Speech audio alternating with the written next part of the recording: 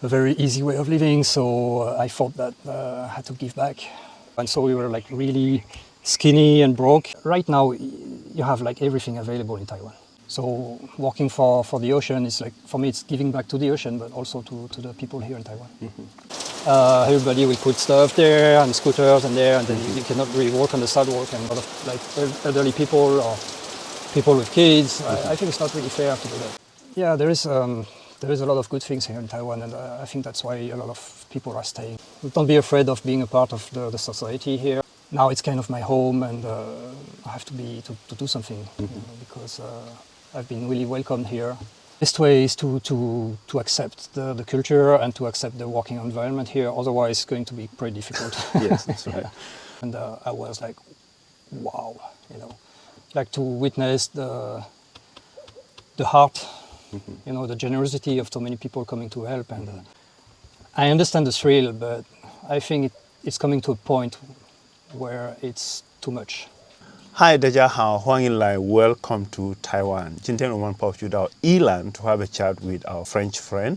And before we start, please don't forget to click the subscription button, like the video, help us share if you can. So my name is Guiam. I'm French, and I've been in Taiwan for 20 years already. I'm a chef, and I'm also the founder of an NGO for ocean conservation. So I do both cooking and taking care of the ocean. Yeah. Interesting. Let's go back memory lane. Why do you choose to come to Taiwan? I came to Taiwan with my wife, which was my girlfriend at the time, 20 years ago. And we were traveling. We went to many different countries, and so came to Taiwan to see her family. And I really liked it here, and we just stayed here. If I may ask, what are some of the things that make you want to stay in Taiwan? 20 years ago was maybe for different reasons. Now I'm also staying for some reasons, but they're not the same reasons. I mean, when I came here 20 years ago, I was really amazed by Taiwanese people first, very welcoming, very generous, very open. And I really like the food as well.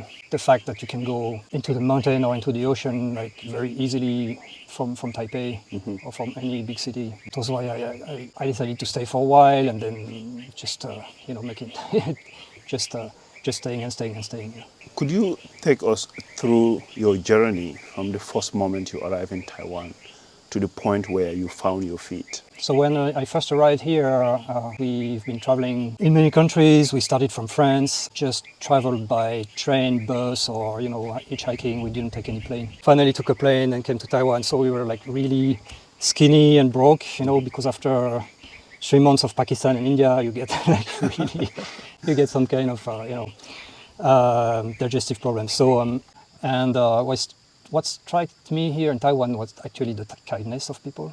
Because I'm not saying that French people are not kind, but it's not the same. The work environment as well. French work environment is really tough. And in Taiwan, at first it was easy to find a job, and then a day at work here is way more relaxing than a day at work in France. Working always have challenges. So you work in the United States, in France, in Italy, or in Taiwan, you will face different kind of challenges. The best way is to accept the culture and to accept the working environment here. Otherwise, it's going to be pretty difficult. Yes, that's right. I arrived here, and first I had to find a job. And so I started to teach French. And I did that for 7 years. But it's not for me to sit in a classroom all day long. I always been cooking. In France, I've been cooking since I'm very young. So I just decided to cook, and I opened a private kitchen first.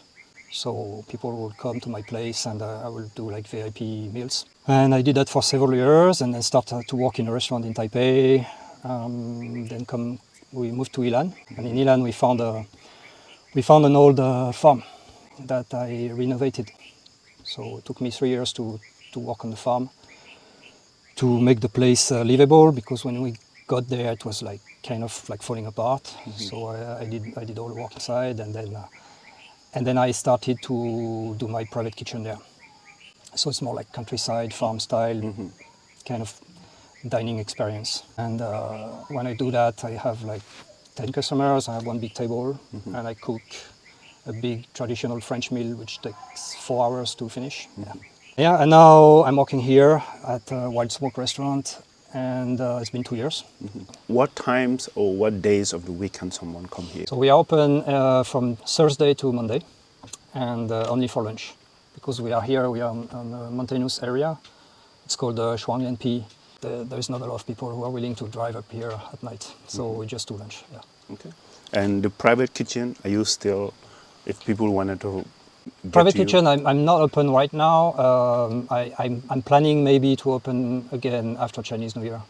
Yeah, because here now we have a lot of work here at the restaurant, so I'm trying to focus on one place. So coming to Taiwan 20 years ago, do you have this intention of staying this long? You know, we were young and traveling, so we had all those ideas of trips, travel, you know. I didn't really have a plan because at that time I was not working in a kitchen and I was teaching to make a living, but I come from an artistic background. I major in fine arts, and I was still doing some arts, doing some exhibitions here and there. In Taiwan, the scene was pretty different 20 years ago. Right now, you have like everything available in Taiwan.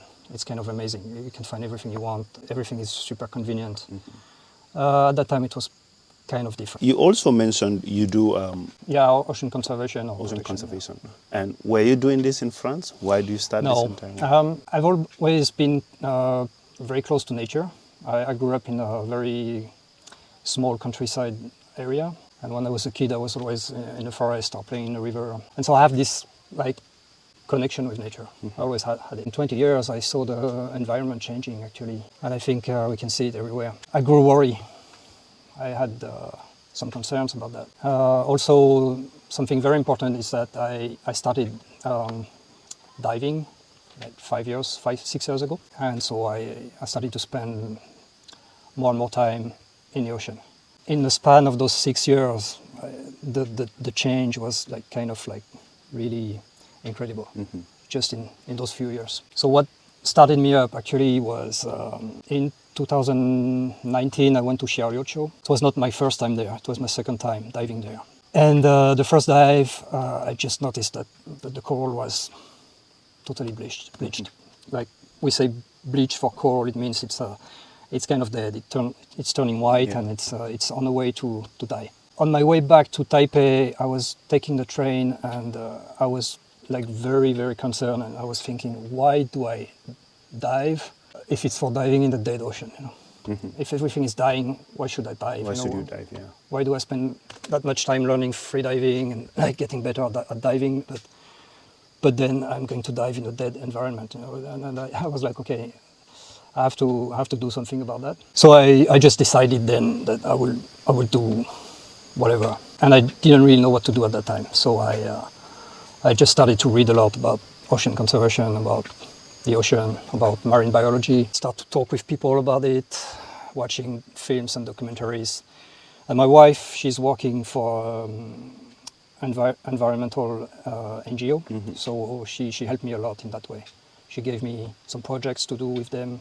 And then we started to do ocean cleanups, like diving and cleaning the ocean. Now we are working on like different projects and working in collaboration with scientists from NTU, and working about ocean chemical pollution, plastic pollution, and also working a lot about land pollution, because everything that happens on land is going to end up in the ocean. Yeah, that's right. Do you get any support from the government? Not yet, because we are still in a way of getting the certification. It's pretty complicated in Taiwan to actually build an NGO. It's not in France. It's way easier. Yeah. Okay. Yeah. And what message do you have for Taiwanese regards to ocean conservation and land? Yeah, we have to be aware that the ocean is dying, and that everything we are doing every day is having an impact on the ocean.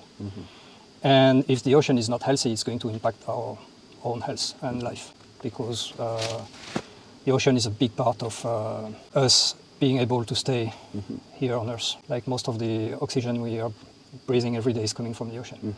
And so that ocean will not make any more oxygen to breathe, so super important. Yeah, that's right. That's true, and also the way we consume things. Like Taiwan has a lot of progress to do in that way. There is a lot of plastic here. There is a lot of problem with water runoff, like the water like coming out of the big cities is not clean enough. So big source of pollution. There is a lot of agricultural problems, a lot of fertilizer, chemicals that are used here. That if we decide to consume differently, we can change that, because the main source of pollution comes from the industry actually. So if we still work with the industry, they are not going to change. If we still continue to buy without and saying like, what can I do? I'm just a simple guy, you know. Yeah, we can do a lot by just choosing differently. Yeah, there is a lot of good things here in Taiwan, and I think that's why a lot of people are staying. You know, once you come here, you kind of stay. People are really willing to listen to you when you come from another country and you want to share your philosophy, your mindset, your culture. They are really interested, and so that's really nice. What advice would you give to anyone who wishes to come to Taiwan? Just come and see, you know, because as I said, it's an easy country to live, you know, so there is no like big advice, I think. Don't be afraid of being a part of the society here, of like acting for, like the same I'm doing with my NGO, you know, like because I've been here for a long time, so I figured out now it's kind of my home, and I have to do something, you know, because I've been really welcomed here, and people were very generous, and they gave me a lot. They gave me a house, they gave me a job, they gave me a very easy way of living, so I thought that I had to give back. So working for the ocean is like, for me, it's giving back to the ocean, but also to the people here in Taiwan. You have other Taiwanese that are joining you too. So we have other Taiwanese, some foreigners as well, a lot of foreigners, and my wife is helping as well. Right now, we are still looking for more members, because this kind of NGO, it's a lot of work. If you want to have one single project to success, you have a lot of research work to do, a lot of field work to do, a lot of like advertising. It's not really advertising, but it's like you have to be visible. Yeah. So we always need like people who are motivated and who are willing to put a few hours every week to work with us. Yeah. Anyone out there, if you have some time to spare or you're interested in preserving nature, or even if you are not interested, but this is our home, and we should do whatever we can to contribute and help protect whatever nature gives us. So all his links will be in the description below. Let's go check it out and give a hand. If you had to change anything in Taiwan, what would it be? Only one thing I can do is to respect that culture, because I'm not from that culture, and I came to live here, and so I think I have more problem with, let's say, the way things are organized sometimes here. Like for example, when you walk in a city, there is no sidewalk. Everybody will put stuff there and scooters and there, and then you cannot really walk on the sidewalk. And for me, I'm still young, I think it's okay, but like a lot of like elderly people or people with kids, I think it's not really fair to do that. There is a lot of like small things like that, but it's not so important. You know, it's just, and I think the government and a lot of people are already working on changing those things. So it's okay. That will change the way people can consume things, the way we produce a lot of the things we buy. Taiwanese people are big buyers. They like to go shopping. They like to buy a lot of things. And I understand the thrill, but I think it's coming to a point where it's too much. Speaking about food and restaurants in Taiwan, for example, because I focus on ocean, so I think the seafood consumption here is really crazy.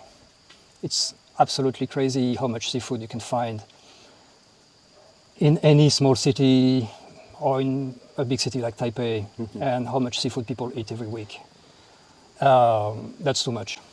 That should be cut like more than half, I think. Too many people should reduce the amount of seafood. Yeah, because it has a huge impact on the environment, like so big.